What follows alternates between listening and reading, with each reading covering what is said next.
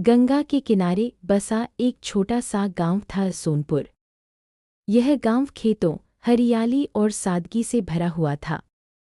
इसी गांव में रहता था एक साधारण किसान रामदीन। रामदीन के पास न तो ज्यादा जमीन थी, न ही बड़ा घर, लेकिन उसके पास था धरती से गहरा रिश्ता और दिल में सच्चा प्रेम।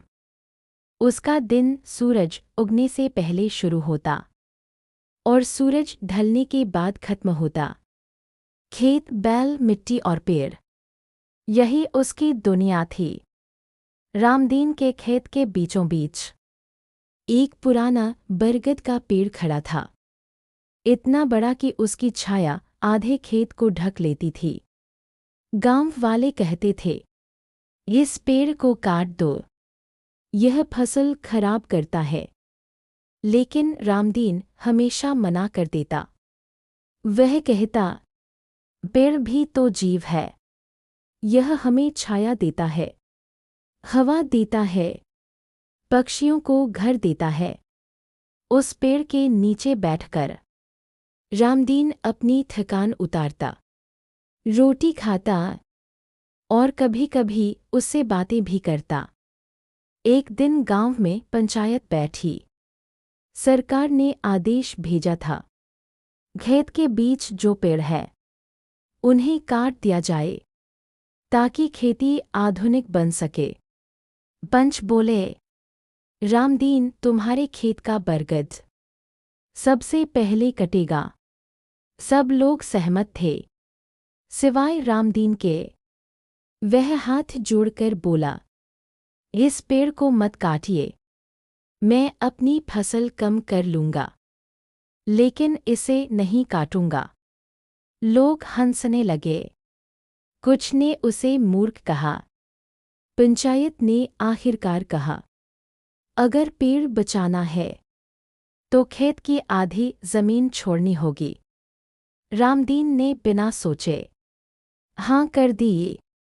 उस दिन उसकी पत्नी बोली, हम पहले ही गरीब हैं, अब और मुश्किल होगी। रामदीन ने शांति से कहा, पेड़ को बचाना हमारे बच्चों का भविष्य बचाना है। समय बीतता गया। रामदीन रोज पेड़ को पानी देता, उसकी जड़ों की मिट्टी संवारता। गर्मी में पेड़ की छाया उसके बैलों को राहत देती। बरसात में पेड़ की जड़ें मिट्टी को बहने से रोकती। पेड़ जैसे रामदीन की मेहनत देख रहा था। एक साल भीषण सूखा पड़ा, नदी सूख गई, कुएं खाली हो गए, खेत बंजर हो गए। गांव के कई किसान शहर पलायन करने लगे। रामदीन का खेत भी सूख रहा था, लेकिन पेड़ के आसपास मिट्टी में नमी बनी रही। एक दिन रामदीन ने देखा, पेड़ के पास की जमीन अब भी हरी थी। उसने वहीं थोड़ा बीज बो दिया। कुछ ही दिनों में नन्हे पौधे उग आए। लोग हैरान थे।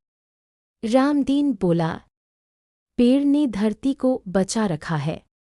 कुछ साल बाद तेज तूफान आया। आंधी में कई घर ढह गए। रामदीन का घर उखड़ने वाला था।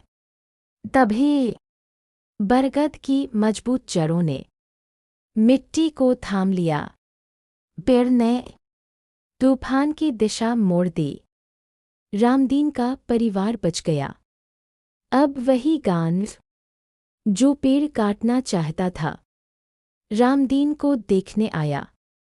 पंच बोले, हमने गलती की। गांव में नए पेड़ लगाए गए। रामदीन को वन मित्र कहा जाने लगा। एक दिन भारी बाढ़ आई। पानी सब कुछ बहा ले गया।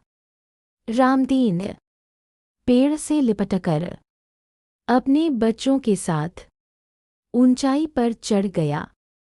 पेड़ ने उसे थाम लिया। जब पानी उतरा, रामदीन जीवित था। सरकार की टीम आई। उन्होंने देखा, एक पेड़ ने पूरा परिवार बचाया। रामदीन को सम्मान मिला, मदद मिली। लेकिन रामदीन बोला, इनाम इस पेड़ को मिलना चाहिए। बुढ़ापे में रामदीन उसी पेड़ के नीचे बैठा।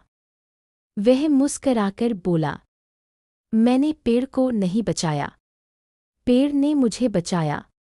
अगर आपको ऐसी कहानियां पसंद हैं तो लाइक करें, सब्सक्राइब करें और कमेंट जरूर करें। एआई वर्स कहानी के साथ जुड़े रहें।